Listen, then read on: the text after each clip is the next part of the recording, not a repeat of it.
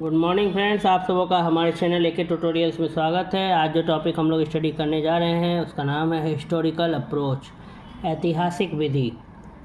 ठीक है, ये ऐसे पॉलिटिकल साइंस, राजनीति शास्त्र, ठीक है, जो कि आपका सेमेस्टर 1 के छात्रों के लिए है। Minor course MIC MDC multi disciplinary course.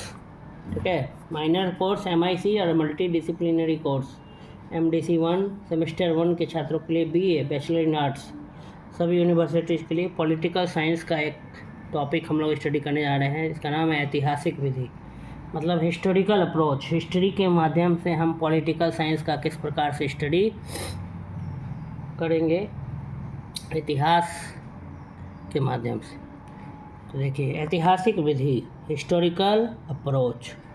ऐतिहासिक विधि राजनीति शास्त्र के लिए एक विशाल प्रयोगशाला है। ऐतिहासिक विधि जो है वो राजनीति शास्त्र के लिए, पॉलिटिकल साइंस के लिए एक विशाल प्रयोगशाला है। महाभारत में स्पष्ट लिखा है कि इतिहास वह दीपक है जो सब विषय को यथावत प्रकाशित करके उनके यथार्थ स्वरूप को हमारे सम्मुख कर देता है।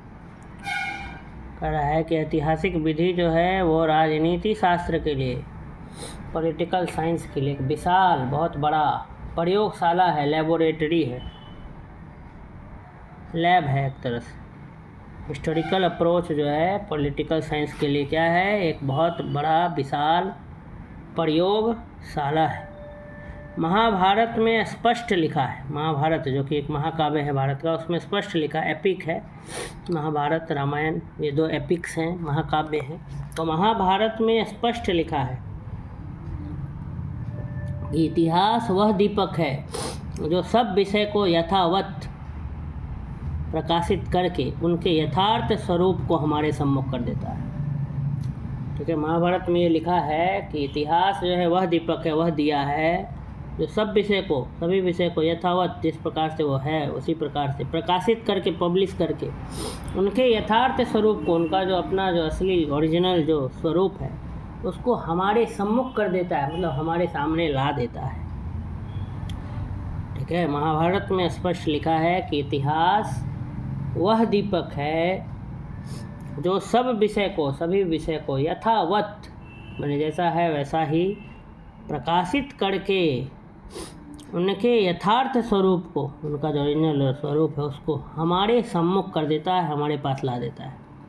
विविध राज्यों में, अलग अलग राज्यों में विविध नियमों एवं संविधानों का किस प्रकार विकास हुआ। ठीक है, अलग अलग राज्यों में अलग अलग संविधान का किस प्रकार से क्या हुआ, विकास हुआ।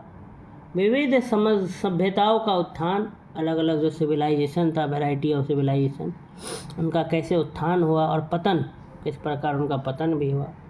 ये सब हमको इतिहास में अगर हम जाते हैं पीछे फ्लैशबैक में तो पता चलता है।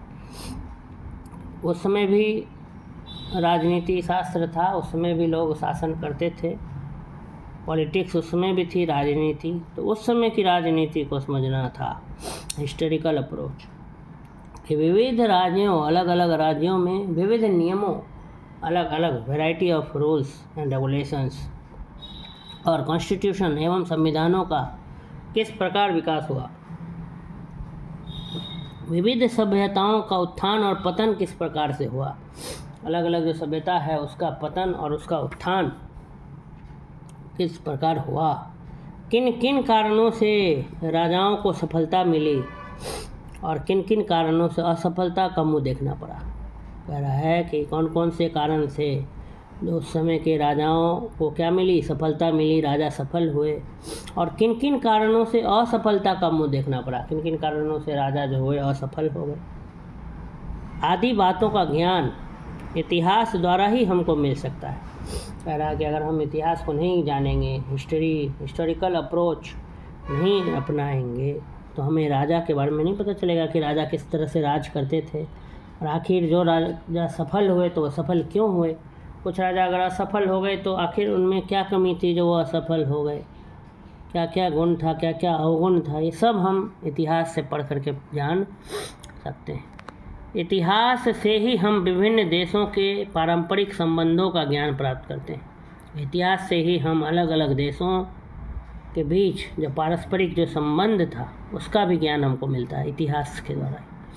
राजनीतिक संगठन के क्रमिक विकास का परिचय भी इतिहास द्वारा ही मिलता है कि पॉलिटिकल ऑर्गेनाइजेशन जितने भी हैं राजनीतिक संगठन, उसका डेवलपमेंट कैसे हुआ स्टेप वाइज, ये भी हमको इतिहास से ही पता चलता है।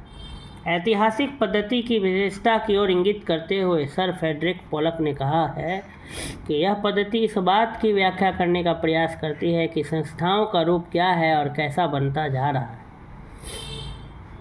ऐतिहासिक पद्धति, ये जो हिस्टोरिकल जो सिस्टम है, ठीक है, ये जो पैटर्न है, जो पद्धति है, इसकी विशेषता की ओर, इसका जो विशेषता है उसको इंडिकेट करते हुए, इंगित करते हुए फ्रेडरिक पोलक ने कहा है कि यह पद्धति जो है इस बात की व्याख्या करने का प्रयास करती है, कोशिश करती है कि संस्था जितने में इंस्टीट्यूशंस हैं उनके रूप पहले क्या थे और अभी कैसे बनते जा रहे हैं। ऐसा करने में वह उनके वर्तमान स्वरूप की व्याख्या करने की अपेक्षा इस बात पर अधिक जोर देती है कि उनका अतीत समय में क्या रूप था और वर्तमान में ये किस प्रकार अस्तित्व में आई।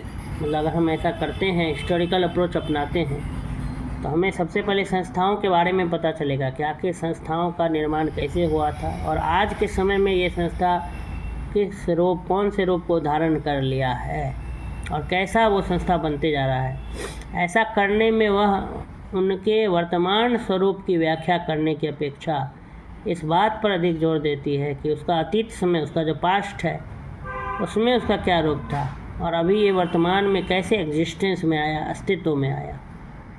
अतएव इसलिए राजनीति शास्त्र का अध्ययन करते समय, इसलिए जब हम राजनीति शास्त्र का अध्ययन करेंगे, पॉलिटिकल साइंस का स्टडी करेंगे, तो हमको ऐतिहासिक विधि का आश्रय लेना आवश्यक है।